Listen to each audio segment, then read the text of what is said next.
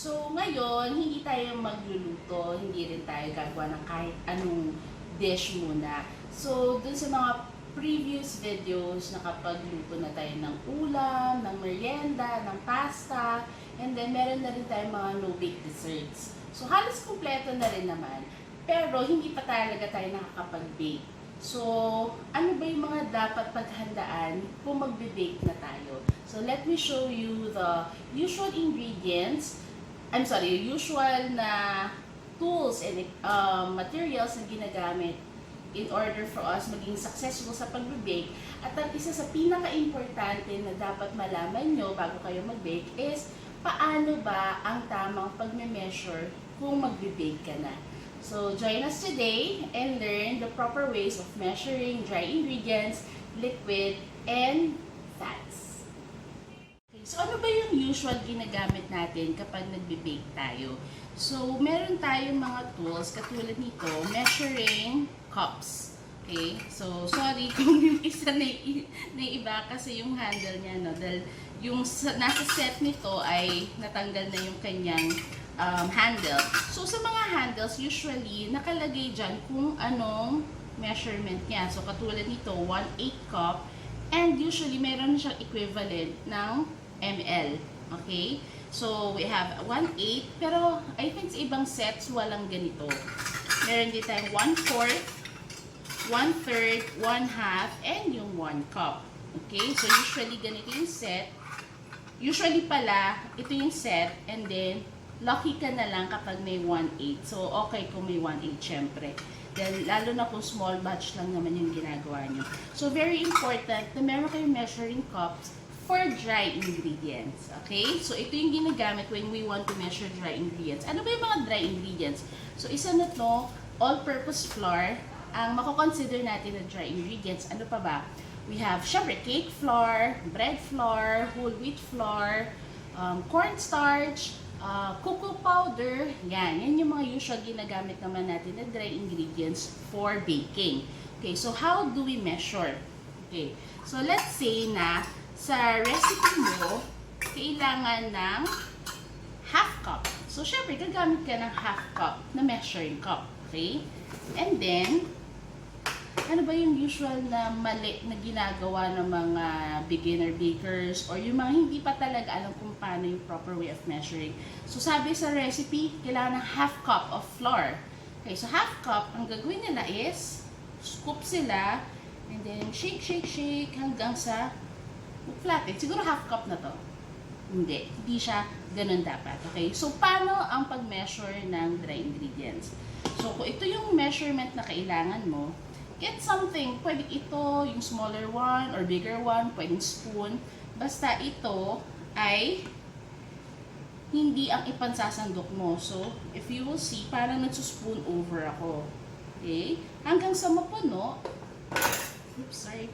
And then, using an offset spatula or anything na flat, yan, hindi ko tinataktak, hindi ko sinishake yung aking measuring cup na to. Dahan-dahan, ipa-flatten ko siyang ganyan. So, this is the right way of measuring dry ingredients. Okay, so isa pa, para mas maging familiar kayo or mas matandaan nyo, paano ba talaga mag-measure ng dry ingredients? Another dry ingredients ay ang cocoa powder. Okay, so kailangan ng recipe ng 1/3 cup. So, hanapin mo yung 1/3 cup. Okay, so read the label. And then, get another one na pwede mo pang spoon over. Okay? So, ito yung kailangan ko measurement. Kuha ako. Lagay. As you can see, I'm not shaking this. Okay? And then, using something na flat. Okay. So, pag medyo ganyan, for example, parang may spaces. So, minumove ko lang inasa yung bago. And then, there. So, this is our 1/3 cup of cocoa powder. Okay? So, itong ginagawa ko, hindi ko pa muna sinisip kasi sa next session na natin yan. Okay? So, what I'm teaching you now is how to properly measure ingredients kung mag-bake na kayo. Okay, so ngayon, pag nagbe-bake, merong dry ingredients, meron din wet ingredients. So, ano ba yung mga usually wet ingredients in baking? So, we have eggs, we have water, we have mga juices, or vanilla is also liquid, but usually dahil small amount lang naman ang kailangan, we use measuring spoons for that. Okay? So, the same then with small amounts such as salt, baking powder, baking soda, or maybe yeast. Yan. So, mga small amounts of liquid and dry ingredients, pwede na sa measuring spoon. So, just like your measuring cups, meron ding mga nakalabel yan. Okay, ito yung usual na nagiging pagkakamali ng mga nagme-measure is when they do not read the labels. Napapagkamalan nila na isa ito teaspoon, ito tablespoon. So, lalo na kung hindi ka sanay mag-bake, yan, akala mo yun yung pinakamalaki, yun na yung kailangan mong measurement. So, kung hindi ka pa masyadong sanay, always read the label. Okay, sometimes ako nga binabasa ko pa rin, okay? And I like mga stainless na material katulad sa measuring cup for dry ingredients kasi mas madali silang linisin, okay, compared to plastic. Pero okay pa rin naman sila. Okay? And then, if mag-bake na kayo, lalo na kung mas marami ng mga batches ang gagawin nyo, better if you have a digital weighing scale. Okay? So, yung ginawa ko kanina pag measure ng dry ingredients, yung flour, tsaka yung cocoa powder, naka-cups lang yon. And most of the recipes kasi naka-cups. Pero kung talagang seryoso na kayong magnegosyo and you want to be more accurate and consistent sa inyong mga binibake, you have to have your own digital weighing scale para mas sure kayo na yung flour, dami ng flour na ginamit nyo before, kasing timbang lang siya ng gagawin nyo next time. Okay? And now, in front of me, I have glass na measuring cups. So, measuring cups din sila, pero these are for liquid. Okay? Yung kanina, for dry ingredients, and now, for liquid naman. So, as I've mentioned, merong water, merong mga juices to flavor, or ano pa ba? Oil. Ayan, yung oil, di ba, naglalagay tayo minsan na for baking. So, how do we measure liquid ingredients or wet ingredients? So, yung iba, okay, ito rin yung ginagamit. Lalo na kung wala sila nito. Okay? So, I'll show you kung paano natin sila gagamitin pareho. Okay? So, dito muna tayo sa tamang tool for liquid ingredients. So, I have your water. And for example, kailangan ko ng 1 cup of water. So, dito sa measuring glass na to, ito yung 1 cup. Okay? So, pwede kayong lumapit para mas makita nyo yung proper way of measuring. So, hanapin nyo, asan ba yung 1 cup? Okay, so 1 cup. And ano, paano nyo? Ganito ba? Ito, ganito, ibubuhos mong ganon? Hindi. Ang dapat nyo gawin when you're measuring liquid is you have to put it in a flat surface. Okay? And then, habang nagbubuhos kayo, i-eye level nyo. Okay? Eye level. So, ikaw ang bababa para maging eye level. Ayan. Okay. So, that's 1 cup. Okay? Hindi yung hawak mo, eye level, ang pinag-adjust mo yung measuring cup sa'yo. Hindi ganon. Kasi una, hindi siya level.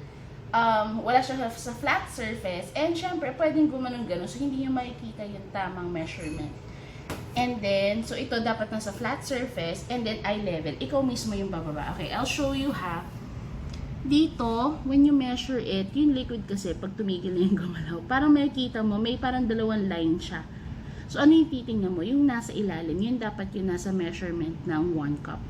Okay? So, that's the proper way of measuring liquid in a right measuring tool.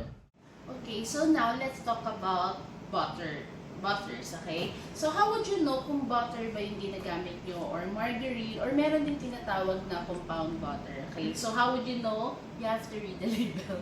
Okay, so dito, syempre, nakalagay butter, nakilahan na, and then butter, and then dito, butter compound. Okay, wala lang akong margarine, refrigerated margarine. Ganito din kasi yung itsura nila ng mga refrigerated margarine. So, may refrigerated margarine at merong non-refrigerated. So, usually, nalilito yung mga tao. Akala nila anything na ganito yung korte at nasa chiller sa supermarket, akala nila butter na. Hindi po. Iba-iba po sila. Okay? So, you have to read the label. Okay? Next is, yung mga timbang nila. This is 225 grams. Golden Crown, 225 grams din. At ang M-board is 200 grams. I think yung mga European brands, mga nasa 200 grams sila. But, all of them, pag nagbibigay kayo nakalagay doon, half cup of butter, 1 cup of butter.